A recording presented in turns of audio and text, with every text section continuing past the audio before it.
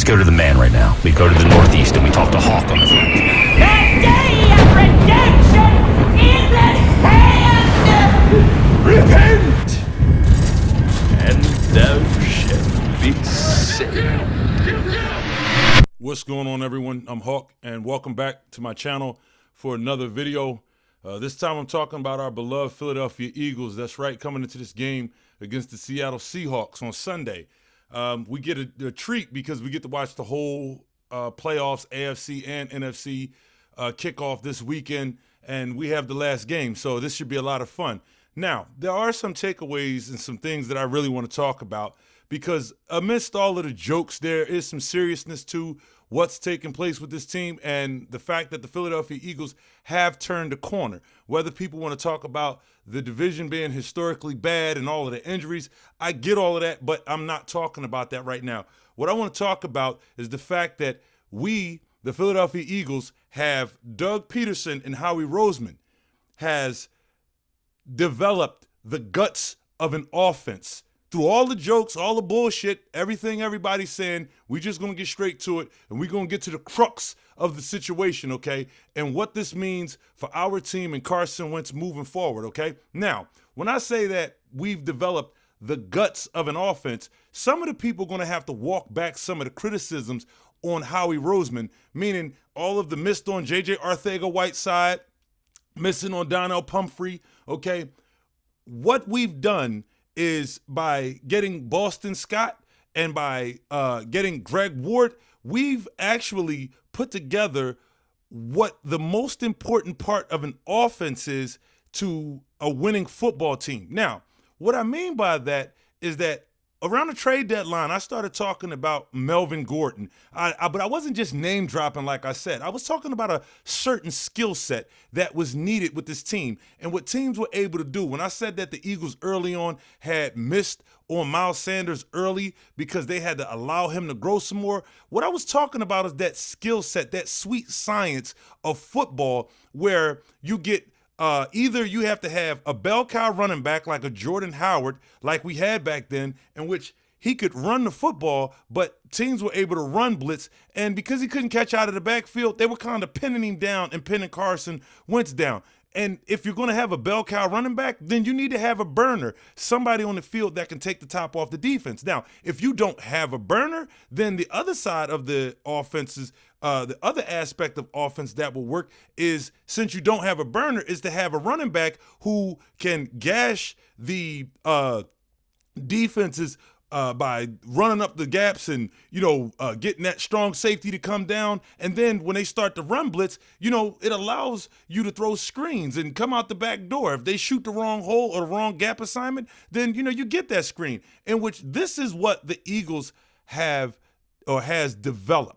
And this is serious because it means so much. And I'm going to explain to you how big this is for a quarterback like Carson Wentz, okay? It's so big and so many people overlook it. The fact that Tom Brady had it or has had it over the years. Aaron Rodgers has had it. He's kind of rode the coattail of these guys all year long. Now, what I want to say first is that Boston Scott, he's a godsend. We no longer have to worry about a running back. Some people might say, oh, yeah, well, these guys are, one guy's off the streets, the other guy's a rookie. No, next year, you don't have to bring in another running back. If you think that I'm highly critical of Miles Sanders, no.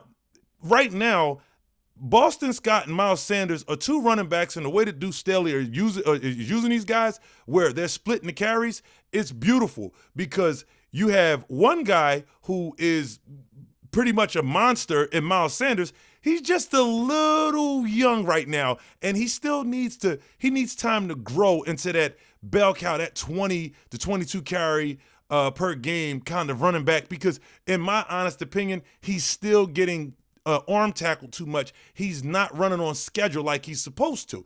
Now, if you give Miles Sanders some time, along with Boston Scott, they can grow together. The two pups, they'll form a bond. They'll be finishing each other's sentences, okay? Now, put about 15 to 20 pounds of weight on Miles Sanders, yeah, that will be, and he'll be like a Marshall Faulk type, like I said, because the guy can catch, he can run, he can do everything as a running back, and he's potentially in that rookie of the year conversation. Some may say that he actually deserves it. Now, moving on to Boston Scott. I can't sing this guy's praises enough for what he's done, being a diamond in the rough, being that guy who, to be honest with you, he's a bit more ahead of Miles Sanders in terms of running the football because he's pretty much a football hack.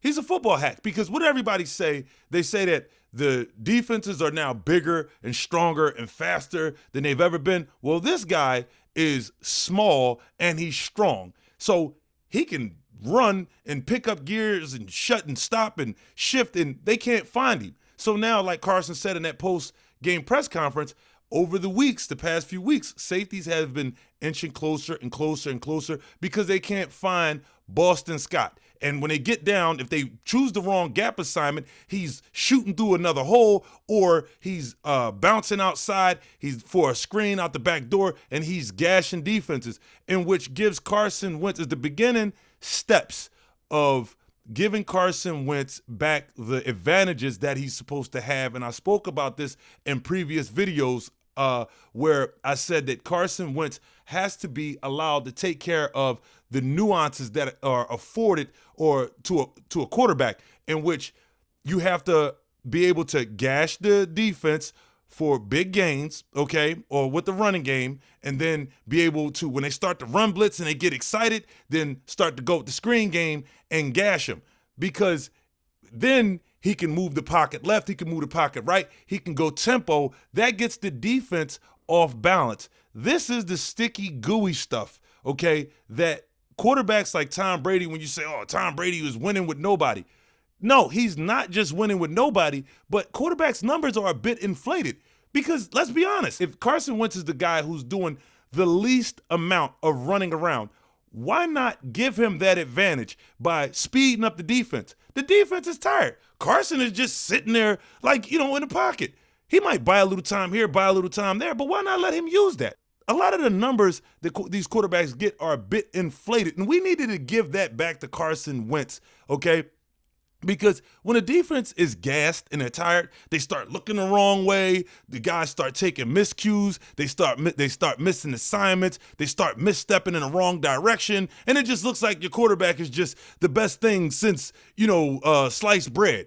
And actually, it's just that the defense is a little tired. But they've given that back now at the running back position. Now, when I say we've developed the guts of this team, you're set at running back, tight end. I really don't even need to say anything.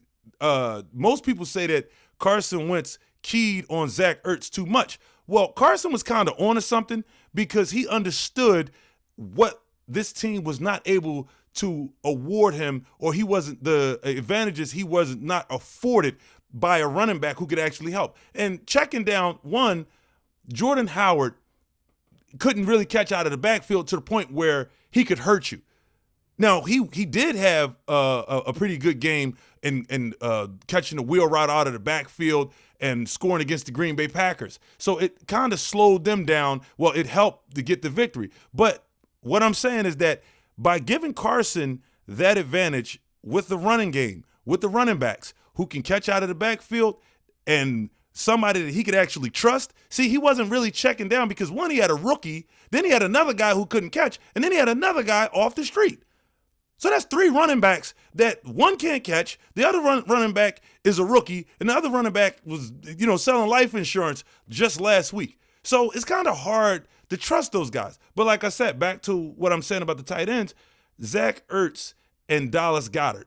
Zach Ertz broke the reception record for tight ends last year. Dallas Goedert, we all know how Howie Roseman jumped in front of the Dallas Cowboys. We all laughed about it, how we pilfered their tight end, because I did not want to see Dallas Goedert with Ezekiel Elliott and Amari Cooper and those guys down there in Dallas for Dak Prescott. Forget that. Now, moving on to the receiver position. We talking about the slot receiver, that is, Greg Ward. A running back who can catch out of the backfield, gash defenses for yards on run plays, a tight end that can catch, and a slot receiver who can get open, who has hands and who's quick, who can actually run routes and track a football, and who has this whole instinct thing, the kind of twinning between Carson Wentz and Greg Ward, as Greg Ward said in that interview, where he said they kind of connect as receivers. I mean, as quarterbacks. That is such an advantage. I don't care how historically bad this division is.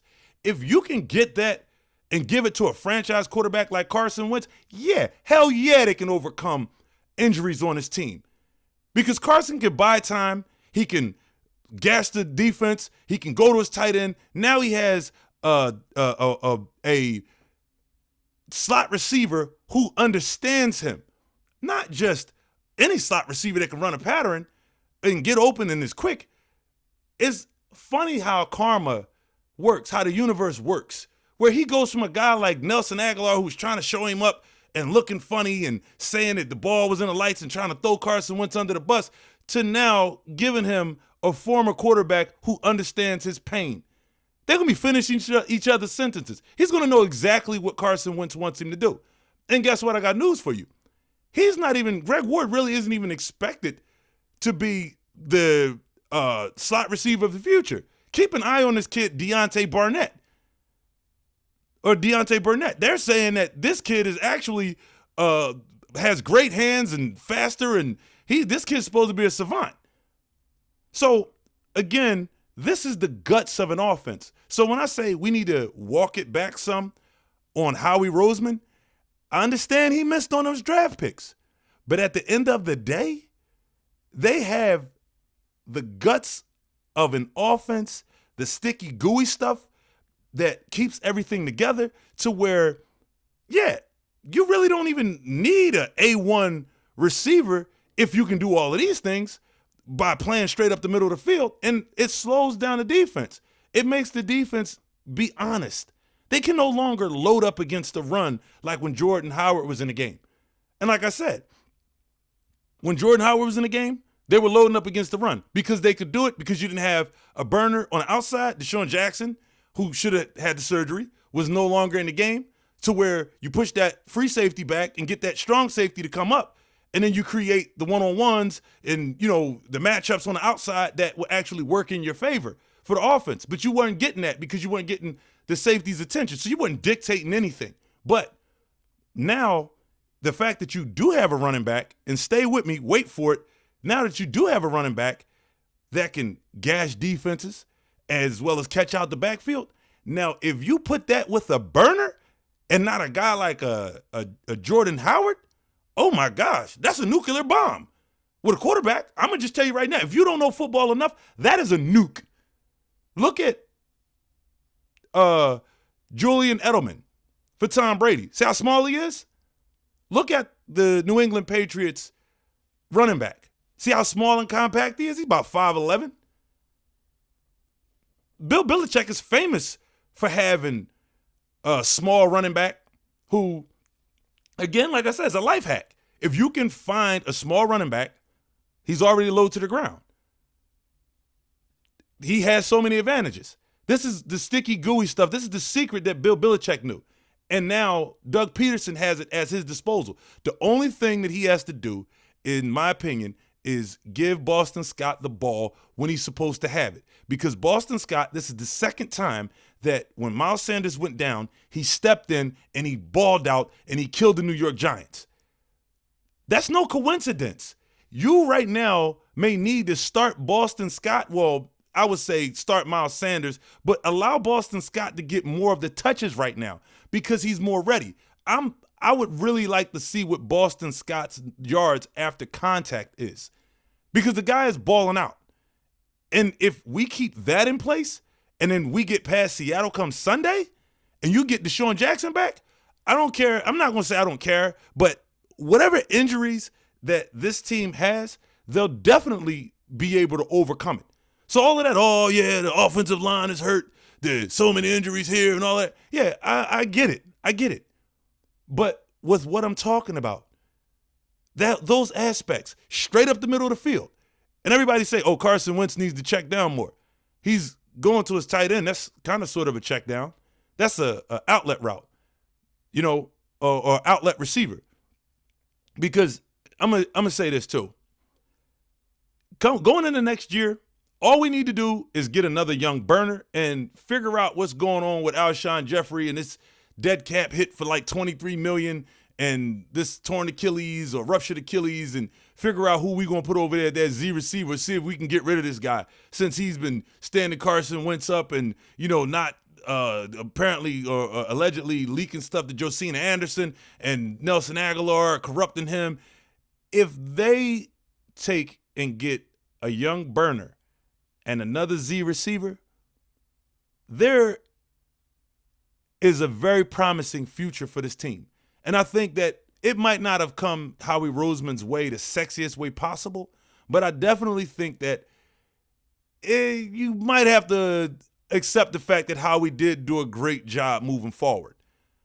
Because realistically, I know everybody, and I want to touch on this real quick, everyone wants to talk about an X receiver or, talk about receivers, but they don't really quite understand what the receiver positions are. If you know football, then you know about an X receiver, a Z receiver, a Y, a F. And, if you have a tight end, if some tight ends are Y set if they're in the slot, or F if they're down against the line, or vice versa. However it's worded, the verbiage, whatever the offense is. And the X receiver is the guy to take the top off the defense, in which, he wins the one-on-ones. The Z receiver is on the strong side of the field, in which he runs a lot of combination routes with the tight end. He's a great blocker. He runs your possession routes. And your slot receiver is the one who runs a lot of the little wheel routes, the digs, run the ghost motion to tell the quarterback whether their defense is in a man or a zone. Okay, now, saying that receivers are like nobodies. Receivers really don't have to be nobodies if they have the skill set to perform their actual job description of that particular receiver. If you're a burner and you run a 4-3, you don't have to be some big name wide receiver. In conclusion, I would just say this game Sunday is a big game because playoff football is all about where's the game being played. Not necessarily who's at home, but where is home.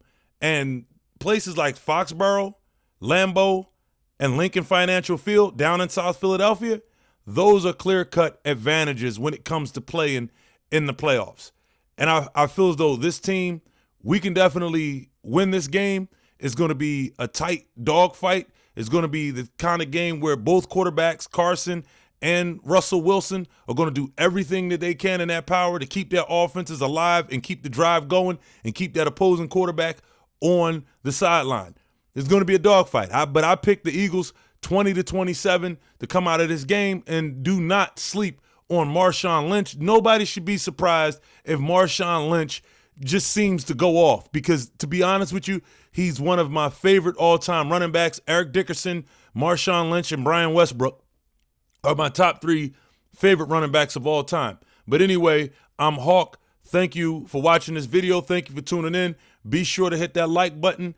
Also, subscribe, hit that notification bell, leave a comment down below as well. And if you leave a dislike, you could also leave a comment. We can have some back and forth. I would love to hear your opinion if you dislike, but hopefully you'll like the video more than you dislike the video. But anyway, I'm Hawk, and until next time, I see you all at the game on Sunday. I love you, man. It's a great call. I love the Hawk. I love the Hawk. That's a great call.